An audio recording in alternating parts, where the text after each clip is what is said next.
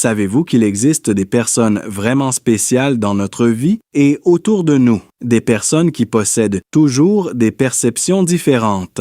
Elles entrent dans un endroit et ressentent presque instantanément que quelque chose ne va pas. Personne n'a élevé la voix et pourtant leur cerveau a déjà achevé le balayage de chaque détail. Un regard évité, un sourire forcé, une phrase qui semble normale, mais qui porte une énergie artificielle et tendue. Beaucoup pensent que cette capacité est un super pouvoir, une compétence extraordinaire. Mais la vérité est que cette acuité, bien que puissante, peut devenir un fardeau. Elles ont du mal à déconnecter, à être pleinement dans le moment, et revivent souvent les situations, les analysant en détail. Elles peuvent transformer un court instant de silence en un univers entier de pensées tourbillonnantes. Si vous connaissez une telle personne, ou si cette personne c'est vous, vous savez déjà que ce n'est pas facile. Et si cette capacité, au lieu d'être un don, devenait peu à peu un fardeau silencieux, car ces personnes ne posent pas de percevoir autant, leur cerveau le fait automatiquement, sans interruption, sans répit. Aujourd'hui, nous allons analyser ensemble la psychologie des personnes hypersensibles et la manière dont elles peuvent éviter d'être submergées par leur propre esprit. Si vous voulez vraiment comprendre comment fonctionne l'esprit humain, abonnez-vous à la chaîne et si vous vous reconnaissez dans cette description, écrivez-le en commentaire. Pourquoi certaines personnes sont-elles hypersensibles? La psychologie divise ce phénomène en deux groupes principaux. Pour le premier groupe, cette sensibilité est innée. La science les appelle les Highly Sensitive Persons, c'est-à-dire HSP. Leur système nerveux perçoit tout de manière bien plus intense que la normale. Ils perçoivent tous les détails invisibles de la vie quotidienne et collectent en permanence des données. Leur cerveau fonctionne comme un système d'exploitation en continu. Là où les autres voient une simple pièce, eux voient une carte détaillée de chaque tension, chaque émotion non exprimée, chaque silence qui en dit plus long que les mots. Pour le second groupe, en revanche, il s'agit d'un héritage de survie. Les neurosciences appellent cet état l'hypervigilance. Ses racines plongent presque toujours dans l'enfance. Imaginez un enfant ayant grandi dans un environnement familial imprévisible, où l'humeur des adultes, était changeante et parfois intimidante. Cet enfant développe une grande vigilance, apprenant à scanner constamment son environnement. Il mémorise chaque son dans le couloir, chaque bruit de pas, chaque porte qui claque, pour décrypter l'atmosphère avant même d'entrer dans la pièce.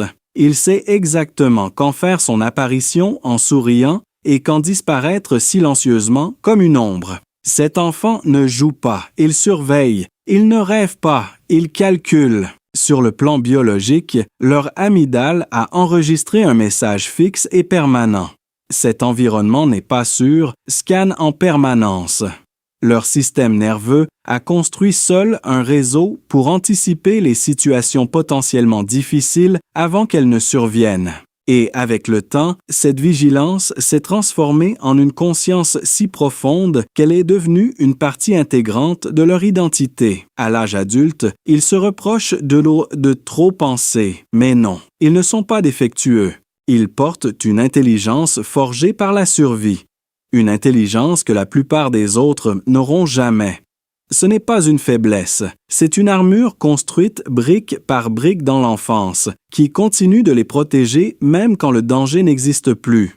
Pour les autres, une conversation n'est qu'une simple conversation. Pour eux, c'est une équation secrète en exécution constante.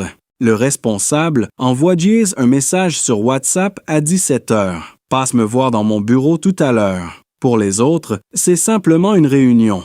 Pour eux, c'est une vague immédiate de tension, une froideur invisible dans le ton. Mon responsable n'est pas satisfait. J'ai commis une erreur. Il va me recadrer. Il n'écoute pas seulement les mots. Il remarque la pause de 3 secondes avant un compliment, le léger changement dans la respiration de l'autre, le micro-sourire qui n'atteint pas les yeux. Chaque interaction devient ainsi une scène à décortiquer, une pièce de théâtre dont ils cherchent à comprendre le vrai scénario caché derrière les répliques.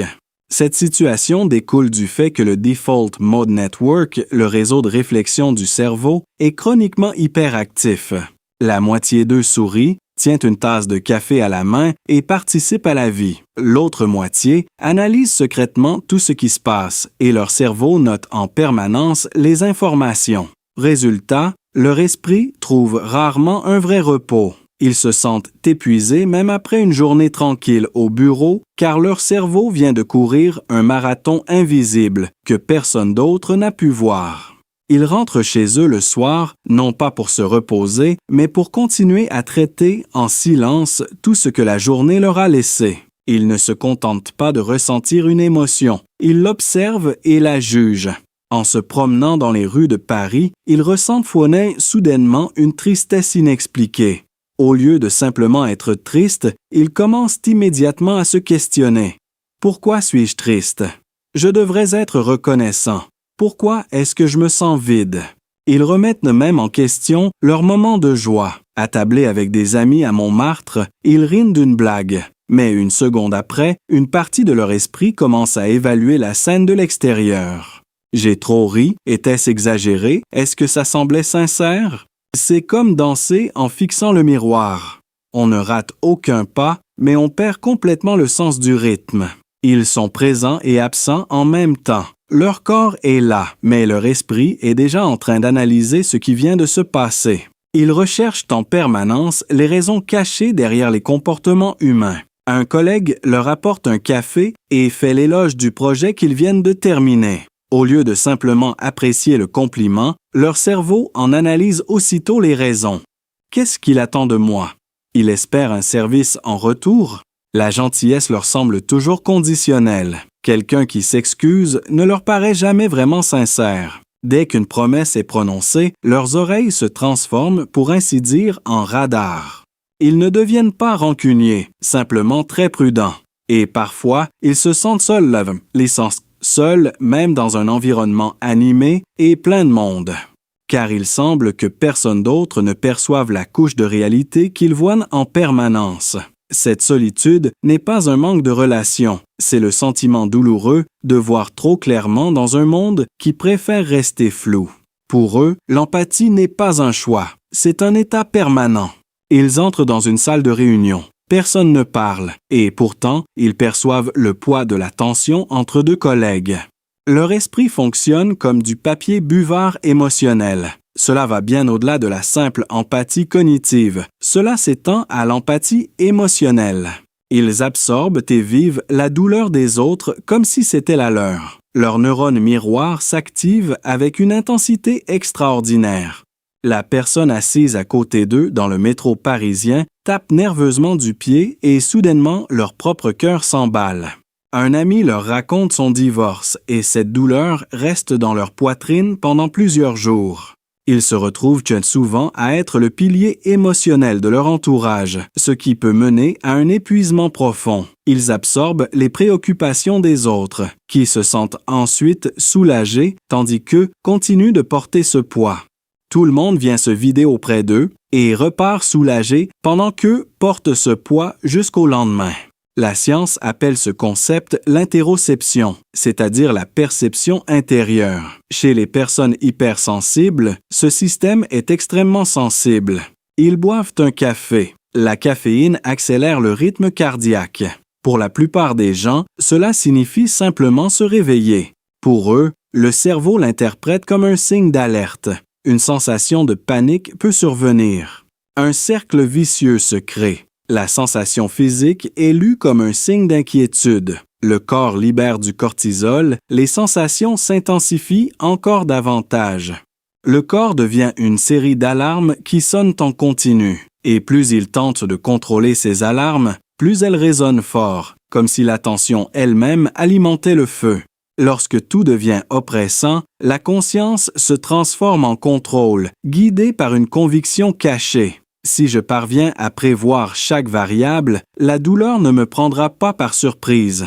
Leur esprit simule sans cesse des scénarios. Et si cette personne partait? Et si tout s'effondrait demain?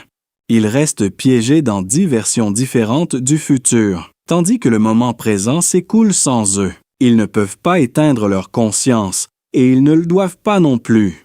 La solution, c'est d'arrêter de tout porter sur leurs épaules.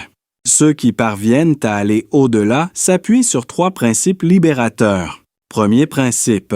Tous les silences et réactions ne cachent pas un message profond. Un collègue qui répond lentement peut simplement être fatigué. Une absence de sourire peut juste indiquer un mal de tête. Ils apprennent à ne pas tout ramener à eux-mêmes. Ils apprennent que le monde ne tourne pas toujours autour de leur perception, et cette réalisation, aussi simple soit-elle, est profondément libératrice. Deuxième principe. Toutes les émotions ne nécessitent pas une action immédiate. Quand l'anxiété arrive, au lieu de l'analyser, ils disent simplement « Mon cœur bat vite ». C'est juste une sensation physique. Ils l'observent et lui permettent de passer comme un nuage dans un ciel de printemps. Ressentir n'est pas agir. Et cette distinction change tout. Troisième principe, toutes les intuitions n'ont pas besoin d'être exprimées. Ils peuvent ressentir l'insécurité de quelqu'un, mais ils ne sont pas obligés d'en devenir le thérapeute. Parfois, la meilleure réponse est de faire un pas en arrière et d'attendre que les choses se mettent en place. Savoir sans intervenir, c'est là que réside la vraie maturité émotionnelle. Lorsqu'ils mettent en pratique ce lâcher-prise, quelque chose d'extraordinaire se produit. La conscience ne disparaît pas, elle s'adoucit, elle mûrit. Ils passent de l'utiliser pour prévoir à l'utiliser pour être pleinement dans le moment présent. Ils passent de la peur à la curiosité. Au lieu d'analyser si le sourire de quelqu'un est sincère, ils profitent d'un après-midi ensoleillé en se promenant le long des bords de Seine. La vie devient plus légère, non pas parce que le monde est devenu plus simple, mais parce qu'ils ont cessé de porter en même temps toutes les équations du monde sur leurs épaules. Ils ne peuvent pas éteindre la lumière dans leur esprit, mais ils peuvent la transformer d'un laser acéré qui met en lumière chaque défaut en une bougie chaude, assez lumineuse pour comprendre la fragilité humaine, assez douce pour les réchauffer eux-mêmes. Ce sont des personnes qui pensent qu'ils peuvent en profondeur et qui ressentent avec une intensité rare. Si vous percevez leur sérénité, sachez que ce n'est pas de l'indifférence, c'est l'une des plus belles formes de sagesse.